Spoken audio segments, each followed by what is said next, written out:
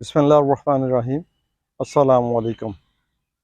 उम्मीद है आप खैरियत से होंगे। कुछ लोग अक्सर ये कहते हैं कि हम जैसे भी हैं, हम किसी की महफ़िल में सोबत में बैठें, उस वक़्त तक जो है वो रंग नहीं पकड़ता आदमी, जब तक वो खुद उसे इजाज़त ना दे।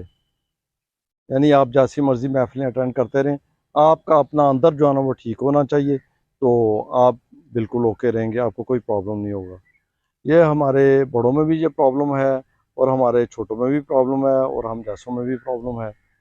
यंग जनरेशन की बात मैं करूँगा जिनके साथ मैं मुखातिब हूँ, वो यह है कि ये भूल है हमारी कि हम जिस महफ़िल में बैठते हैं उसका रंग हमारे ऊपर नहीं चढ़ता। ये तो कहावत सभी ने सुनी है कि खरबूजे को देखकर खरबूजा रंग पकड़ जाता है।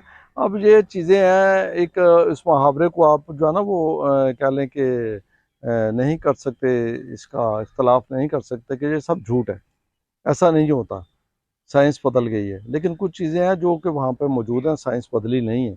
वहीं पे वो अपना काम जो असर वो दिखाती हैं।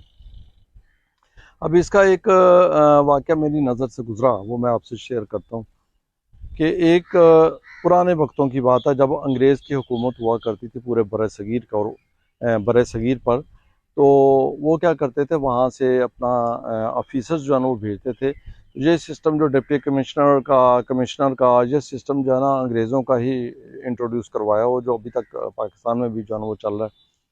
वो क्या करते थे कि डिप्टी कमिश्नर को एक डिस्ट्रिक्ट का, ज़ाहिर है डिस्ट्रिक्ट उस वक्त जो है वो, अगर हम बात करें जब ये अंग्रेज़ का पूरा कब्ज़ा था बरसगीर पर, तो उस वक्त उनके अपने एक डिस्ट्रिक्ट का जो है ना अपना वो उन्होंने बनाया हुआ था, ड्रा किया हुआ था। कितने सिटीज़ जो है ना वो एक डिस्ट्रिक्ट में जो है ना वो आते हैं। तो उसमें वो वाक़या ये लिखा है, वाक़या भी किसने लिखा है, डिप्टी कमिश्नर की बीवी ने। वो जब यहाँ से पूरा कूच कर गए हैं, चले गए हैं, तो उसने अपने हालात ज़िंदगी लिखे, और हालात ज़िंदगी में जनाब वो उसने बहुत सारे वाक़यात लिखे, और एक इक़्तिबास जो है वो आपको मैं शेयर करना चाहूँगा। डिप्टी कमिश्नर की बीवी कहती है कि हमने इतनी वहाँ पे इंडिया में, यानी हिंदुस्तान में, इतनी लग्जरी लाइफ जो है ना वो हमने गुजारी कि सुबह भी हमारी शाहाना होती थी, दोपहर भी हमारी शाहाना होती थी, और रात भी हमारी शाहाना होती थी। और हमसे लोग हाथ मिलाकर बड़ा जो है वो फ़ख्र महसूस किया करते थे। और चौधरी जो उस इलाके के होते थे, वो हमसे रिलेशनशिप जो है ना वो रखने का बड़ा फ़ख्र महसूस करते थे। और हमारी आओ भूख तहारा वाले से बहुत शाहाना होती थी। हम जिसके घर में जाते थे वहाँ पे तोहफ़े तोहाइफ तो आते ही आते थे, वो उल्टा हमारे शुक्रगुज़ार होते थे कि आप हमारे खित्ते में, हमारे गाँव में आके, हमारे घर में आके आपने हमें इज़्ज़त बख्शी है। ये माहौल जो है ना ये सारा जो है ना चल रहा था। इसी दौरान उसके यहाँ जो है ना वो ज़ाहिर है बच्चों की पैदाइश होती है, बच्चे भी फिर उस अब माहौल में जो है ना अब वो पढ़ना कह लें कि परवरिश पाना शुरू हो गए। अब वो बच्चे जो वो परवरिश पा रहे हैं उसी रंग में परवरिश पा रहे हैं। तो वो लिखती है कि जब मेरा बच्चा जो वो 4 साल का था, एक वाक़या उसने लिखा कि 4 साल का था, तो अब वो भी जो अब जो आगे पीछे लोग होते थे उसे छोटे साहब कह के ना पुकारते थे। 1 साल की बेटी थी और 4 साल का बच्चा था, उसे छोटे साहब कहकर पुकारना शुरू कर दिया। अब वो देखें कैसा माहौल का मैं कह रहा हूँ कि आपको किस तरीके से इंसान के अंदर जो है ना वो चला जाता है, बचपन में हो या यंगर एज में हो, तो या टीन एजर में, तो किस तरीके से चला जाता है। वो कहती है कि अक्सर हम ना ट्रेन पे जब एक शहर से दूसरे शहर, जहाँ भी वहाँ सफ़र करते थे, और उस ज़माने में तो ज़ाहिर है एक ट्रेन बड़ा अच्छा कह लें कि एक ट्रैवलिंग जो है ना वो सोर्स था। तो वो ट्रेन जो है ना अब कहते हैं चलने का एक वहाँ पे रिवाज उन्होंने ही पैदा किया था, इन्होंने तो पैदा नहीं था किया हुआ। वो रिवाज ये था कि वो उसका कह लें कि कैप्टन जो है ना वो आके, ड्राइवर जो है ट्रेन का, वो आके कह लें इजाज़त लेता था कि सर इजाज़त है अपना ट्रेन चलाने की। अब वो कहती है कि मीनवाइल हुआ क्या कि उस रोज़ मेरे बेटे का ना मूड ऑफ था, किसी भी वजह से वो अपना अपना नाराज़ बैठा था। अब वो ट्रेन वाला आया, हम ट्रेन में बैठे हैं कि हम मूव करें, तो वो आया, आके कहता है कि मुझे साहब इजाज़त है ट्रेन में चला लूँ। तो छोटे साहब जो है ना उसके मुंह से निकल गया कि नहीं अभी नहीं चलानी। जैसे उसने कहा नहीं अभी नहीं चलानी, तो उसने कहा जो हुक्म मेरे छोटे साहब। अब वहाँ पे खड़े हो गए, ट्रेन भरी है मुसाफिरों की, ट्रेन नहीं चल रही क्योंकि अब छोटे साहब ने फरमा दिया है कि ट्रेन नहीं चलेगी, नहीं चलेगी। अब वो अपनी किताब में लिखती है कि वो सब लोगों ने उसके इतनी मिन्नत समाजत की, इस तरीके से उसे कायल करने की कोशिश की, लेकिन वो बिल्कुल तैयार नहीं हो रहा इजाज़त देने के लिए, 4 साल का बच्चा। तो फिर क्या हुआ, कहती मैंने उसे चॉकलेट, टॉफ़ीज़, बहुत सारे ऐसे लालच दिए, बहुत सारे उन चीज़ों पे उसे कायल किया। फिर आखिर वो मेरी बात जो है ना वो मान गया। फिर हमारी ट्रेन जो है वो चलना शुरू हुई। ये एक छोटा सा इक़्तिबास उसने, किताब तो काफ़ी है, मैंने उस इक़्तिबास आपको शेयर किया। इस तरीके से ज़िंदगी के और भी बहुत से वाक़यात उसने जो ना अपना शेयर किए हैं हिंदुस्तान के। अब वहाँ पे जो माहौल पूरा, जहाँ पे हम आदमी कहते हैं, हम कहते हैं ना कि आदमी ना चाहे तो उसके दिलो दिमाग में नहीं घुसता, तो ना चाहे भी तो बहुत सारा घुसना शुरू हो जाता है, खुसूसन बच्चों के और टीनेजर के। अब इसका मैं आपको मुआजना उसकी सेकंड जो उसने इसी इक़्तिबास में कंटिन्यू किया है, वो सेकंड ओपिनियन जब सामने आएगा तो फिर आप इसे आप अच्छे तरीके से कंपेयर कर सकते हैं। वो कहती जब हम इंग्लैंड में गए, तो इंग्लैंड में जब गए तो वहाँ पे कतार में लग के मुझे ना वो टिकट लेना पड़ा।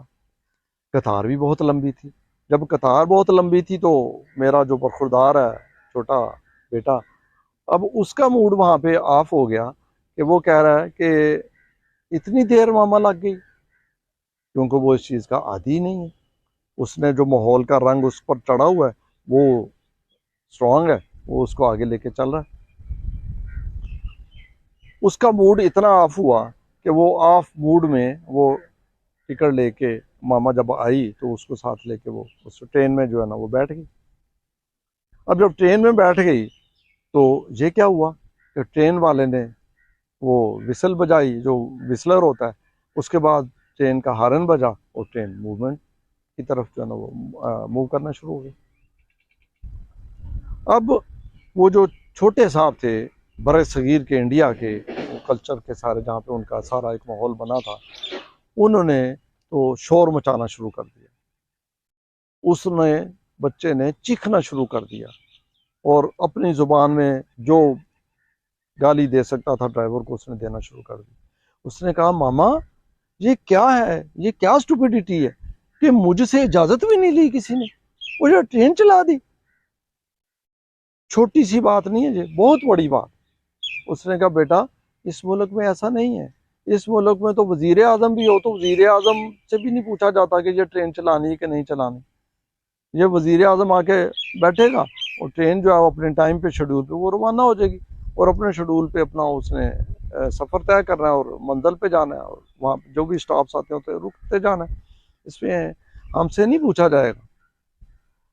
अब ये चीज़ है जो मैं इसे लॉक कर रहा हूँ सिर्फ फ़िक्र के लिए कि देखें कि जब परवरिश उसकी उस माहौल में रंग में हुई है तो उसका कितना ज़्यादा असर उसकी ज़िंदगी में आया और आगे उसकी लाइफ ज़ाहिर है वो डिप्रेशन में गुजरेगी।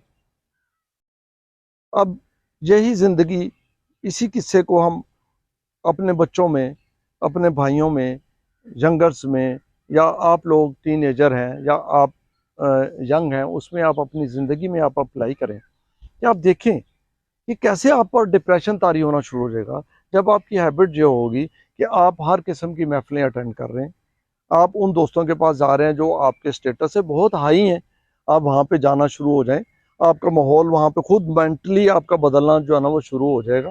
आप जब अपने घर में आएंगे आप डिस्टर्बेंस आपको फील होना शुरू हो जाएगी, आप डिस्टर्ब होना शुरू हो जाएंगे, आपकी ज़िंदगी में डिप्रेशन जो है ना वो शुरू हो जाएगा। तो आपको समझ ही नहीं आनी, ये लाशौरी तौर पर आपके अंदर बुरी तब्दीलियां जो ना वो आना शुरू हो गई।